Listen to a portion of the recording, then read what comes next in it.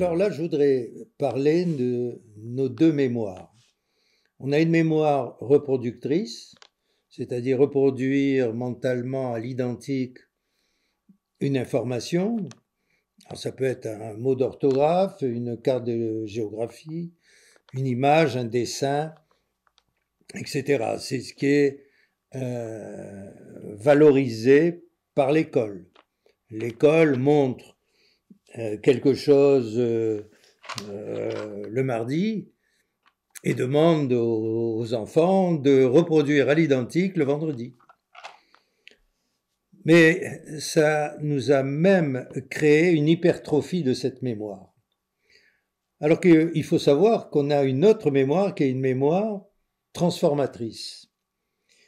C'est-à-dire que à partir du moment où j'ai une image, une information, une sensation dans la tête, je peux aussi bien la reproduire, mais je peux également la transformer, la modifier, l'associer, la combiner. Alors, un exemple très simple, si je prends une bouteille par exemple en plastique, eh bien, je demande d'abord de la mémoriser telle qu'elle. Alors comment on fait pour mémoriser une image? C'est pas en regardant. On croit que c'est en regardant, comme l'orthographe d'un mot. C'est pas la maîtresse qui dit regardez le mot que j'ai écrit au tableau, vous allez le photographier. On n'a pas d'appareil de photo dans la tête. Et en fait, pour avoir aussi bien un mot dans la tête correctement écrit ou un objet, une image quelconque, ce carnet ou cette bouteille, c'est en me parlant dans ma tête qu'elle se reproduit à l'identique. Eh bien, le premier pas à faire dans l'imagination créatrice, c'est avoir une image dans la tête. Avec ce double projet, soit je la reproduis telle qu'elle, je peux en faire un dessin, je peux la décrire parfaitement, et j'aurai 20 sur 20. Si c'est un mot d'orthographe qui est marqué là, je l'épelle, il s'écrit dans la tête et ensuite je suis bon. Alors que si je n'ai que le son dans la tête, je risque de faire des fautes. J'ai une image dans la tête et maintenant je décide d'en faire quelque chose, de modifier cet objet, cette image, pour obtenir quelque chose d'autre. Alors, soit quelque chose qui est une amélioration de l'objet. En regardant l'objet, je me dis, mais qu'est-ce qui lui manque? Qu'est-ce qu'on pourrait lui rajouter ou lui enlever? Comment le modifier, etc. Alors, si je ne fais que regarder l'objet, c'est-à-dire cette bouteille, sans me parler dans la tête, j'en aurai une image globale. Je pourrais dire c'est une bouteille, etc.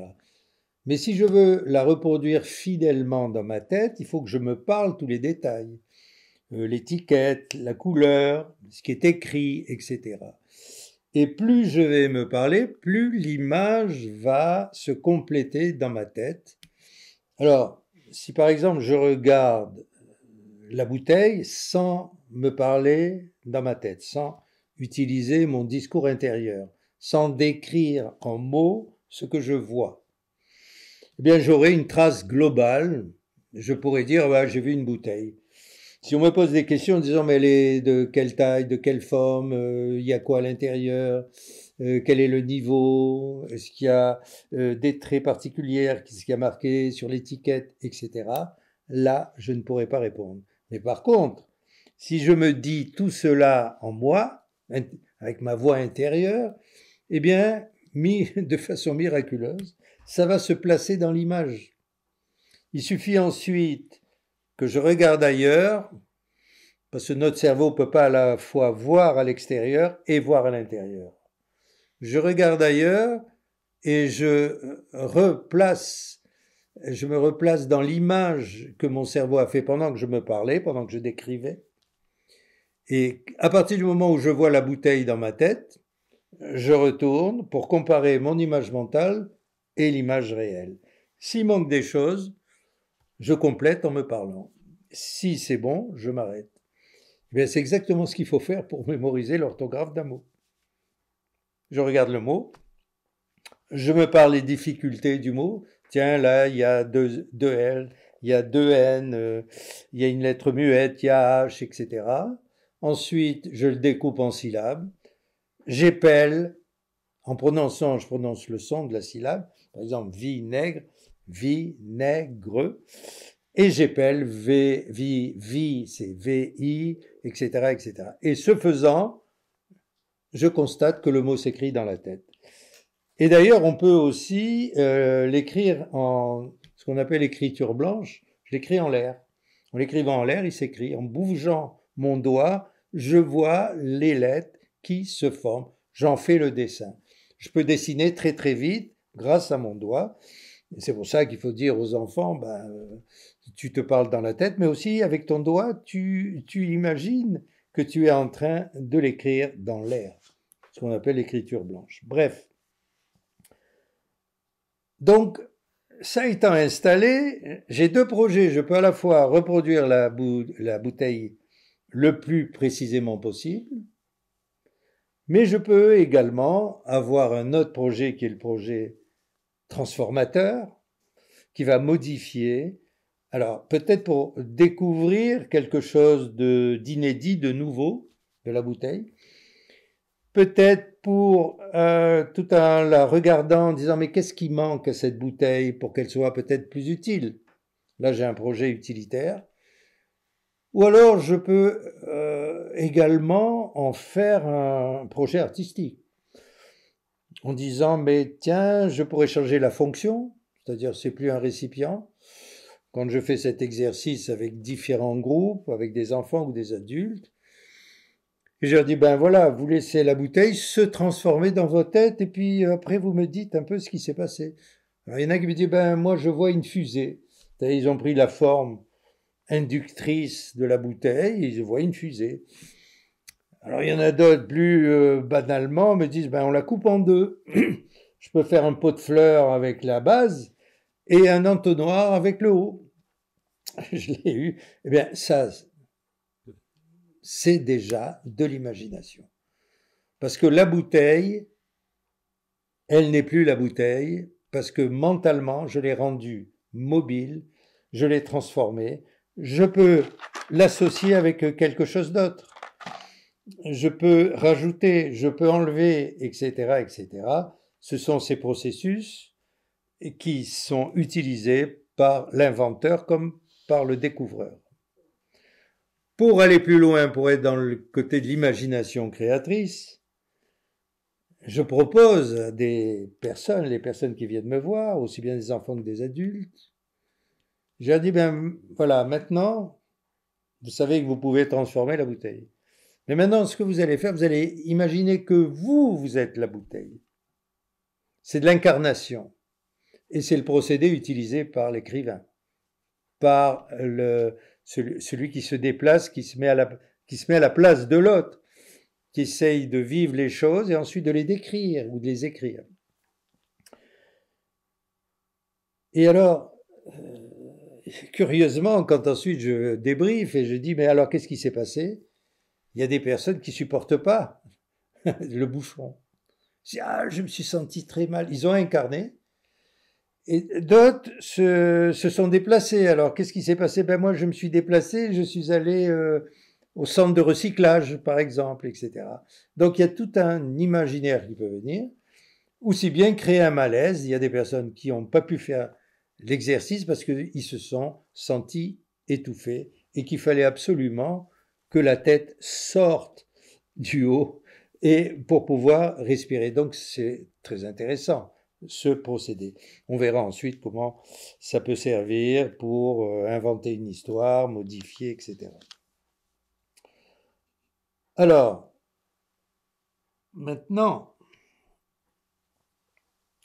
d'où ça m'est venu ça? Ça m'est venu dans mon histoire de cancre. C'est-à-dire qu'à l'école, je ne comprenais pas, je ne suivais pas, j'étais pas attentif. J'étais attentif que pour sortir des vannes et des blagues, pour faire rire la classe. Et curieusement, ça m'obligeait à suivre un peu pour trouver le bon moment, le moment favorable, pour lancer une vanne. Parce que si vous lancez une vanne et qu'elle est au mauvais moment, au mauvais endroit, pas dans la circonstance, eh ben, vous tombez à plat. Vous êtes puni quand même par le prof, ce qui m'arrivait très souvent. Et vous tombez à plat. Mais quand ça marchait bien, et ce qui ça m'encourageait à le faire, là, toute la classe partait en fou rire et en rire. Et évidemment, le prof qui se retournait disait Soto, pas dehors, tu seras collé. Euh, donc, j'ai entraîné cet imaginaire-là parce que ça faisait une action. Au lieu d'être là à subir une situation où je ne pouvais rien faire, et qu'on a un cerveau qui est fait pour l'action et pas que pour gamberger, et pas que pour faire de la gamberge, là j'étais vachement content. Et d'ailleurs j'en ai parlé à des animateurs de la radio, de la télé, et qui avaient aussi une répartie formidable, et me disaient qu'effectivement, ils avaient exercé leur art en classe. Eh bien, ce faisant, je ne pensais pas que j'allais me servir de cet art de modifier, de trouver les moments, de combiner, de lancer une vanne en décalage évidemment avec le cours, que j'allais m'en servir pour aider les enfants en difficulté scolaire. Parce que quand un enfant vient me voir avec son problème, et les parents m'en ont parlé, etc., il est mauvais, il est nul en maths, il comprend rien, il bouge trop, il fait l'idiot, etc. En fait, ce que je faisais moi, quoi. Mais c'est pas en le mettant à nouveau devant des matières scolaires que je vais obtenir quelque chose. Je sais très bien, et on le sait, que quand quelqu'un est bloqué ou en échec dans une situation, si on lui fait revivre cette situation, le même blocage revient et son cortex sera débranché, sa mémoire inopérante, il aura le cœur qui va battre, il va devenir rouge, et au niveau restitution de sa leçon, utilisation de ce qu'il a appris, ça sera nul. Et donc l'échec va amener l'échec. Donc plus l'enfant est en difficulté, moins je vais parler d'école. Par contre, je vais lui montrer que quand il est ni noté, ni jugé, etc., donc par l'imagination, la mise en image, je vais commencer d'ailleurs par une photo, une couverture de magazine. Je lui dis, tiens, regarde bien cette couverture, tu vois les personnages là, ben, regarde-les bien et après je te poserai des questions simples. Alors il regarde, etc. Et qu'est-ce que je découvre? Je découvre que ce qu'il a dit dans sa tête est dans l'image. Ce qu'il n'a pas énoncé n'est pas dans l'image. Pas dit, pas vu, pas mémorisé. Alors je lui montre ça, je lui dis, ben tiens, quand je t'ai dit, qu'est-ce qu'il faisait le garçon là avec ses mains? Et tu m'as dit, ah ben les mains, on les voit pas. Et dans l'image, on voit les mains. Mais il ne sait pas parler les mains, donc elles y sont pas. Il a vu l'enfant globalement. Et il est passé à autre chose, à une autre partie de l'image. Je lui montre, je lui dis, tu vois, ce que tu as dit, c'est traduit en image dans ta tête. Ce que tu n'as pas dit n'existe pas. Donc maintenant, voilà la méthode. Tu vas voir, tiens, je vais t'indiquer un personnage. Tu vas entièrement le décrire en partant du haut jusqu'en bas ou l'inverse, du bas jusqu'en haut, comme tu veux. Et tout ce que tu vois, tu le décris. Une fois que tu as fait ça, tu regardes plus, tu regardes ailleurs, tu fais venir l'image et ensuite tu compares ton image que ton cerveau a créée en te parlant, pendant que tu te parlais, avec l'image originale. S'il manque des choses, tu les rajoutes en te parlant. Si c'est bon, tu t'arrêtes. Voilà. Pareil ensuite pour une carte de géographie, pour tout ce qui est visuel, c'est pour l'orthographe d'un mot, pour une phrase entière, etc. C'est pareil. Ben là, il découvre qu'il a un pouvoir sur sa tête. Dans sa tête, il a le pouvoir de modifier, d'acquérir Et ensuite, je lui dis, ben maintenant, cette image, tu peux imaginer qu'il a des vêtements d'une autre couleur, d'autres formes, d'autres chaussures, qu'avec ses mains, il fait un autre geste, et etc. Ça, ils adorent, parce que tout d'un coup, ça sort des critères de l'école qui lui demandent de reproduire à l'identique. Je lui montre qu'à la fois, il a un cerveau qui peut à la fois reproduire à l'identique, ce qui est demandé à l'école, comme il peut modifier, transformer, etc. C'est l'imagination créatrice.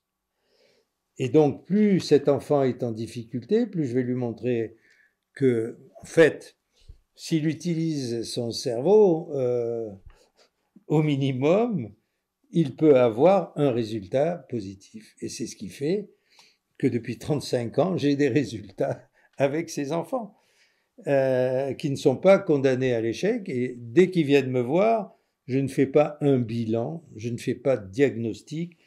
Tous les bilans qu'il a, je les mets de côté. Ce qui m'intéresse, c'est comment ça marche quand ça marche bien. Et je vais commencer à lui poser des questions sur son activité favorite. Parce que s'il a une activité favorite, sportive, du dessin, raconter des histoires, bouquiner, même des BD, ça veut dire qu'il est attentif, ça veut dire qu'il mémorise, qu'il comprend, qu'il imagine, etc. C'est-à-dire il en parle. Mais si je lui pose des questions sur les maths, je remets le blocage en route, donc inintéressant.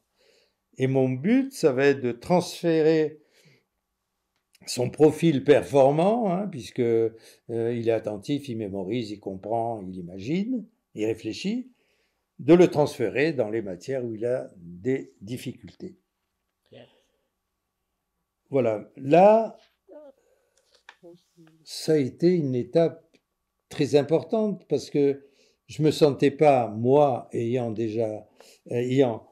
jeune, à l'âge des enfants qui viennent me voir, ayant été divergents à l'école, n'étant pas dans la reproduction de ce qu'on me demandait de reproduire, mais étant dans la transformation, puisque je transformais l'ambiance de la classe. J'ai compris une chose, que mon sujet, c'était vraiment l'imagination. Et que l'imagination, elle sert à anticiper des situations plus favorables. Elle sert aussi à résoudre des problèmes et à éclairer des situations. Et c'est pour ça que je m'en suis servi également avec les adultes, avec les jeunes adultes ou plus vieux, même avec les couples. À partir du moment où on me présente une situation, cette situation, je la fais exister dans ma tête et j'imagine comment les transformations peuvent se faire. Évidemment, là, c'est pas en écoutant les gens, c'est en leur demandant d'écrire. Si c'est un couple, par exemple, je les mets dans deux pièces différentes en disant, décrivez-moi la situation actuelle, premièrement. Deuxièmement, quel est le projet, quel est le problème, ou les projets ou les problèmes, en quelques mots. Et puis en trois, si vous avez eu déjà des idées de solutions, vous marquez les idées de solutions. Voilà. Ensuite, je prends les deux récits. Bon, j'ai aussi l'enfant, parce qu'ils viennent souvent avec un enfant qui, lui, est soi-disant le porteur de problèmes. En fait, il les porte, il les a pas. Et je dis à l'enfant, tiens, écris-moi ton problème là sur la feuille. Là. Lui, il écrit 2 lignes. J'ai pas ma console de jeu pour Noël. Je voudrais acheter qu'on me donne un nouvel machin, etc. C'est 2 lignes et puis c'est tout. Il n'a pas de problème. Lui. Ensuite, je prends les deux discours, les deux récits des parents, la mère, le père, et j'essaye de trouver à quel niveau je peux les faire correspondre, puisque je sais une chose, c'est que si ils sont en désaccord sur la ligne éducative de l'enfant, ça ne marchera pas. Il n'y aura aucune transformation, et l'enfant, voyant qu'il y a un désaccord, c'est souvent le cas dans les couples séparés, divorcés, mais ça arrive aussi dans les couples qui sont encore mariés, encore ensemble. S'il y a un désaccord éducatif, l'enfant en profite et puis il s'installe Ça lui donne aucune envie de sortir de son problème. Alors quand les parents comprennent que leur attitude par rapport à l'enfant ne fait que renforcer les blocages, je peux avoir une fenêtre d'action en leur disant également que ils pensent que le problème a des enfants parce qu'ils culpabilisent, soit l'un soit l'autre. Ah oui, quand il était petit, j'ai fait ci, j'ai fait ça. J'ai dit, écoutez, la culpabilité n'a jamais aidé un enfant à grandir, donc vous pouvez laisser de côté. C'est pas ça le problème. Essayons de trouver un accord et bien séparer votre histoire de l'histoire de l'enfant. Cet enfant, il aura toujours un père et une mère. Voilà. Et ce qui va être important pour lui tout le temps, jusqu'à la fin, c'est la relation qu'il a aussi bien avec le père qu'avec la mère. Par contre, la relation que vous, parents, vous avez entre vous, c'est pas son problème. Mais curieusement, là, vous voyez votre enfant, quand on lui pose des questions, ah, pourquoi tes parents se sont séparés, etc., les versions sont complètement différentes. Parce que cet enfant porte encore votre problème. Et c'est pas le sien. Donc, débarrassez-le de ce fardeau.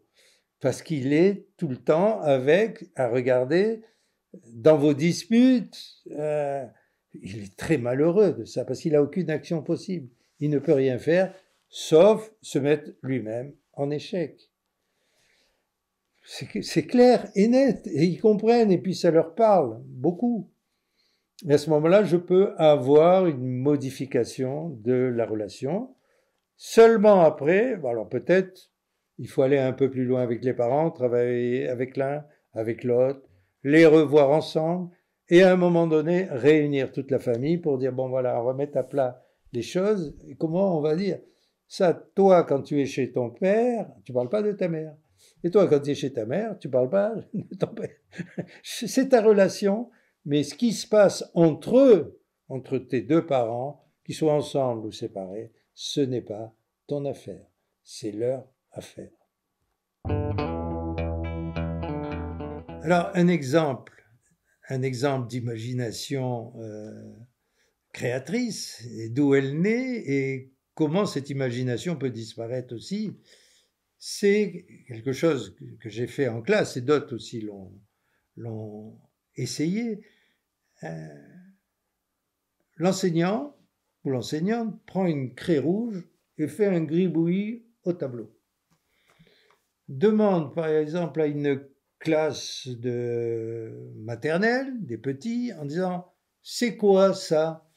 Alors là, c'est des fourmis rouges qui se sauvent, c'est la pointe d'un cigare, c'est des bouts de fer tout tordus qui sortent du feu. Enfin, il y a 50 réponses avec une profusion de situations incroyables. La même expérience est faite à des CM2, des enfants de 9-10 ans. L'enseignant fait son tour avec sa craie au tableau et dit « c'est quoi ça ?» Silence de mort dans la classe. Au bout de 2-3 minutes, il y en a un qui lève la main et dit « Monsieur, vous avez fait un gribouillis avec la craie rouge. » Ouf, soulagement de toute la classe. Enfin, il y en avait un qui avait sorti la bonne réponse attendue par l'enseignant. Et la question, elle est, comment se fait-il que des enfants, en quelques années, aient perdu spontanéité, transformation, imagination, et été modelés à chercher la bonne réponse, celle qui était attendue par l'enseignant ou l'enseignante. Voilà quand même un exemple saisissant qui dit que tous les contenus imaginatifs ne sont pas enseignés à l'école parce que c'est difficile de noter un dessin, une construction avec des bouts de ferraille ou des morceaux de bois, etc. Et que tous ces contenus qui n'étaient pas matières à évaluation ont été supprimées aux dépens de matières où on pouvait noter et classer les enfants. Eh bien, dans le futur, et même dès maintenant, nos enfants auront besoin d'inventer leurs propres activités dans le futur. Les métiers disparaissent, il va falloir en inventer de nouveaux. Comment inventer des nouveaux métiers, de nouvelles activités, si on ne fait que hypertrophier cette mémoire reproductrice et non pas développer la mémoire transformatrice qui combine, qui associe, etc. Alors que ça peut être fait avec le même contenu, avec le même mot dans la tête, la même image dans la tête, le même objet, etc. On peut changer les formes. La carte de géographie de la France, on peut complètement la modifier, on peut la faire circulaire, on peut faire apparaître plein de choses. La même chose avec la bouteille, en modifiant aussi bien sa fonction, en faisant un objet artistique, en découvrant le secret de l'objet, etc., etc.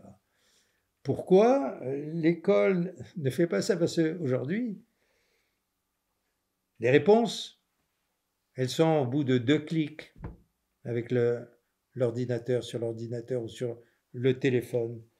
Toutes les réponses, toutes les connaissances. Donc le rôle de l'enseignant n'est plus de transmettre quelque chose qui est accessible à tout le monde, mais qui est d'être à côté de l'enfant, à côté des enfants, pour se poser les bonnes questions, apprendre à réfléchir, développer son esprit critique. Une autre exercice que j'ai fait avec, là c'était des cadres, les cadres dirigeants d'EDF, hein. C'était un séminaire qui se faisait sur l'imagination créatrice et la résolution de problèmes. Voilà. L'organisme de formation cherchait à transmettre à ces hauts cadres quelque chose de complètement différent de ce qu'ils avaient fait et ce qu'ils faisaient et ce qui avaient fait leurs études. Ils avaient fait Centrale, ils avaient fait Polytechnique, ils avaient fait les grandes écoles. C'était des superbes ingénieurs, etc., pour piloter une centrale nucléaire, par exemple. Et là, je leur ai dit, voilà, vous allez être projeté à 500 mètres d'un village médiéval de l'an 1000, et votre mission, c'est d'en devenir le seigneur à la place du seigneur. Vous avez le droit d'utiliser tout ce qu'il y a dans la pièce, dans la salle de séminaire. Le tableau, les craies, etc. Les objets, la chaise, bon. Et il y en a un qui a dit, mais est-ce que je peux utiliser les prises de courant là? Et il y en a un qui a répondu, oui, mais pas la centrale qu'il y a derrière. Et je leur dit, voilà, vous avez tant de temps, d'abord vous travaillez seul, vous me proposez un scénario avec ces conditions-là. Le scénario, c'est comment vous arrivez à devenir maître. Ensuite, je les ai fait travailler en groupe, etc. Et ensuite, non, ça a duré une journée. Mais en gros, quand j'ai eu les scénarios, ils étaient un peu tirés. Alors, il y en a un qui dit, moi, je leur montre mon téléphone portable. Je dis, regardez, les images. Et oui, mais j'ai dit, mais attendez, il y a l'espace et le temps. Quand il n'y a plus de batterie, qu'est-ce que vous faites? Le téléphone, qu'est-ce qu'ils vont faire après? Ils vont vous prendre, ils vont vous brûler. Vous connaissez un peu le calendrier, vous dites, tiens, là, vous allez voir, le soleil va être caché par, etc., etc. Quand on va vous demander de reproduire, vous n'allez pas pouvoir, etc. Donc, en fait, ils avaient du style, il n'y a qu'à faire ci, il n'y a qu'à faire ça, 2-3 images dans la tête, histoire banale, pas extraordinaire, quoi. Il y a un seul, dans un groupe, qui m'a sorti quelque chose de très original. Il m'a dit, moi, Parce que je leur disais, vous arrivez habillé comme vous êtes, hein.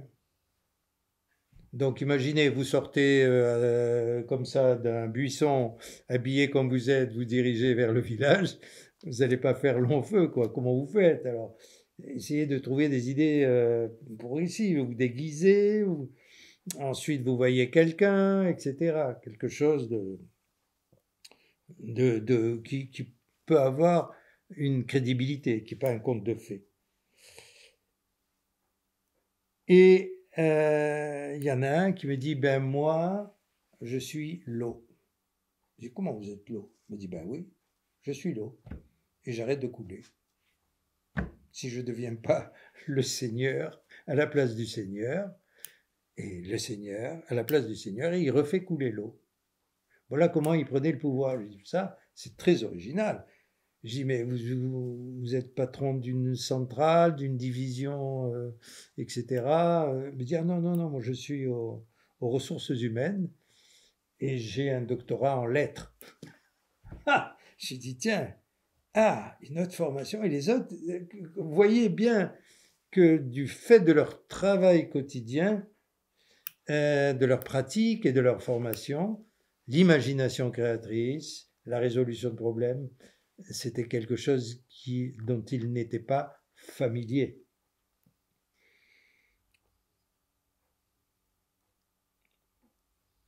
Le même exercice, avec un thème différent, mais où j'ai pu expérimenter la technique du scénariste, je donne comme sujet, vous allez inventer une histoire avec un roi, une reine et un château. Alors, j'ai fait ça avec un groupe d'enseignants et d'enseignantes. Évidemment, il n'y a pas plus saturé comme image, c'est tellement banal qu'il va falloir vraiment se creuser la tête pour sortir quelque chose d'original. Et en fait, la production faite par ces groupes-là n'était pas terrible. Et j'ai dit, voilà, on va faire différemment, on va prendre chaque élément, et vous allez voir comment vous allez créer vous-même l'histoire en sortant des images d'Épinal. Je leur dis par exemple le château. Parce que le château, si vous représentez un château, vous le voyez comme une carte postale en face de vous. Tandis que là, vous allez imaginer, vous êtes à 50 mètres au-dessus du château. Qu'est-ce que vous voyez? Vous voyez la cour. Qu'est-ce qui se passe? Ah, il y a des animaux. Ah, là, il y a quelqu'un qui porte du bois. Là, il y a un feu. Avant, il y a quoi sur le feu? Etc. Après, vous voyez dans un couloir quelqu'un qui marche. Ça, il va où? Vous le suivez, etc., etc. Ensuite, comme vous êtes en hauteur, vous regardez au nord. Qu'est-ce qu'il y a au nord? C'est-à-dire l'environnement du château. Ah, au nord, je vois des montagnes. Ok. À l'est, il y a quoi? À l'est, il y a un village et il y a aussi de la fumée là. Ah, mais qu'est-ce qu'ils font? Ah, ils sont en train de faire quelque chose là, mais c'est assez affreux. Ah bon? Ok, on reviendra après. Ensuite, à gauche, ah ben, à l'ouest, il y a quoi? Ben, à l'ouest, il y a la mer et il y a des navires qui arrivent. Ah, peut-être ces navires viennent pour attaquer le château. Et au sud, je vois une troupe qui arrive. Je dis, eux aussi alors, ils viennent peut-être, hein, etc., etc. Ensuite, vous suivez le roi. Il est comment le roi? Ah ben tiens, ben le roi il est habillé, il a un jean. Ah, il a un jean. À ce moment-là, attention, vous êtes dans une autre époque, pourquoi pas? Il faut savoir que quand on a une idée, on peut changer d'idée. Quand on a une très bonne idée, on peut chercher la deuxième très bonne idée, etc., etc. Suivi la reine qui parle à son frère. Ah mais qu'est-ce qu'il parle? Ah oui, il parle à voix basse. Ah, il complote. Ah, il se passe quelque chose là. Et vous groupez toutes ces images, toutes ces fabrications que vous avez eues dans la tête, et ensuite vous trouvez l'histoire, mais pas avant. Voilà donc un exemple et les techniques qui sont comme la technique de l'écrivain. L'écrivain, qu'est-ce qu'il fait? Ben, il incarne, c'est comme dans la bouteille, où je suis à l'intérieur de la bouteille. Ben là, je vais incarner un personnage, ressentir, voir ce qu'il a dans la tête, ses pensées, ressortir pour l'écrire. C'est pour ça que souvent, c'est un exercice un peu schizophrénique. Et puis, il y a certains écrivains qui ont du mal à lâcher à la fin du livre leurs personnages qu'ils ont tellement incarnés et désincarnés pour pouvoir les écrire, écrire leur vie, leur situation et leur histoire. Voilà, en gros, quand on voit un petit peu comment on fonctionne les créatifs, il y a toujours des transformations dans la tête, des combinaisons, et qui amènent à quelque chose d'original. Et c'est jamais là, la reproduction à l'identique, qui fait que... Moi, j'ai eu un groupe de médecins des hôpitaux d'assistance publique.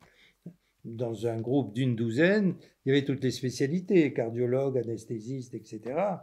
Et je leur ai donné à faire l'exercice de la bouteille, de la transformer. Et là, les transformations étaient dérisoires. Hein. C'était le pot de plante, la plante, le verseur, ou alors même ne bougez pas. Ben, ils ont compris que dans leur métier, il ne fallait pas transformer l'information. Imaginez qu'ils voient le rein qui part en Java, l'estomac qui bricole, etc. Ce n'est pas possible. Ils devaient reproduire à l'identique pour se créer un ensemble de fonctionnements, un diagnostic et une thérapie, etc. Donc, une mémoire très reproductrice avec l'histoire des cas, etc., qui leur permettait d'assurer leur métier. Et certains étaient désolés de voir comment leur pratique quotidienne les forçait à, en fait, développer qu'une partie. D'autres avaient des loisirs, dans les loisirs, de la photo, de la peinture, du dessin, etc., cherchant à retrouver un équilibre. Eh bien, tout ça s'enseigne. Alors, notre exercice qui donne d'énormes résultats en imagination créatrice, c'est le voyage imaginaire.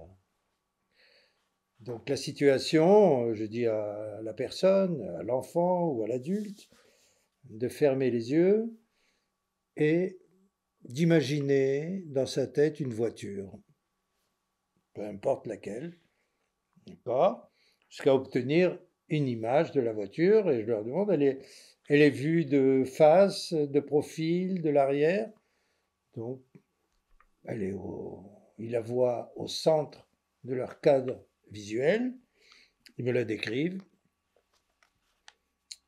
Et en général, je leur demande, je leur dis, est-ce qu'il y a quelque chose autour? Non, il n'y a rien. Et je leur dis, ben, essayez de l'imaginer dans le coin droit de votre cadre. Qu'est-ce qui se passe? Ils disent, ah oui, je la vois, mais alors elle est plus petite. Donc tout d'un coup, une logique se met en route comme si les images visuelles intégraient une logique. Ah bon, alors imaginez-la plus bas à gauche, pareil, elle est plus petite, donc on reprend au centre. Maintenant, vous allez imaginer que cette voiture se soulève d'1 mètre du sol. Vous pouvez le faire? Oui, pas de problème. Alors maintenant, vous allez imaginer qu'elle tournoie dans un sens. Vous le voyez? Oui, oui, très bien. Maintenant, elle tournoie dans l'autre sens. D'accord. Ensuite, elle revient sur le sol. Et il y a une porte, une portière qui s'ouvre. Vous montez dans la voiture. Et là, la voiture décolle. Elle monte dans les airs. Et vous êtes au-dessus de la nature, de la campagne. Vous êtes à la campagne.